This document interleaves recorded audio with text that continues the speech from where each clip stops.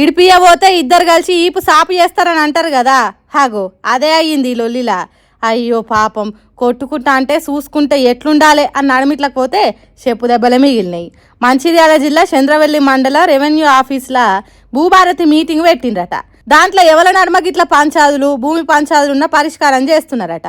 అక్కడికి రాజు రమేష్ అనే ఇద్దరు అన్నదమ్ములు వచ్చి వాళ్ళ నడుమున్న తిప్పలేందో చెప్పుకున్నారట. మరి దాని మీద రెవెన్యూ ఆఫీసర్లు ఏం చెప్పిండ్రో తెలియదు కానీ ఇద్దరు అన్నదమ్ములు రెవెన్యూ ఆఫీసుల్ని ఇయ్యరమయ్యర కొట్లాట పెట్టుకున్నారట. గల్లలు పట్టుకొని ఒకరినొకరు నెట్టేసుకుంటుందా అనుకున్నారట. అరేరే అట్లా గొడవ పెట్టుకోకుండ్రి, ఒక తల్లి కడుపులో పుట్టినోళ్ళాయే ఎందుకు దెబ్బలాడుకున్నాడు అని అక్కడనే ఉన్న ఆఫీసర్ నడుమిట్లకు పోయిండట. ఇంకేమున్నది, మమ్ముల తృప్తిగా కొట్టుకోనియవా, ఎవరికి సరిపోను దెబ్బలు దాక్కుండా చేస్తావా, WWF ఆటల ఎంపైర్ తీరుగా నడుమిట్లకు వస్తావా అని ఇద్దరు అన్నదమ్ములు కలిసి ఆఫీసర్ మీద పడ్డారట. అన్న మీద ఉన్న కోపం, తమ్ముని మీద ఉన్న కోపము ఇద్దరు కోపాలు కలిసి నడుమిట్లకు వచ్చిన రెవెన్యూ ఆఫీసర్ మీద చూపెట్టిండ్రట. మంచి కోరి లొల్లి ఆపేతానికి వస్తే ముంచినట్టు చేస్తారు కదరా అనుకునేటట్టు అయిందట.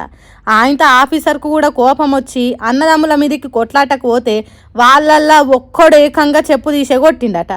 ఎందుకు వచ్చిన లొల్లి చెప్పుండ్రి ఇదంతా? రెవెన్యూ ఆఫీసులకు వాళ్ళు వచ్చి లొల్లు పెట్టుకునేటట్టు చేసుడెందుకు, లొల్లికి దిగిన వాళ్ళను ఆపుడెందుకు, నడుమిట్లకు పోయి దెబ్బలు తినుడెందుకు అని అంటున్నారట.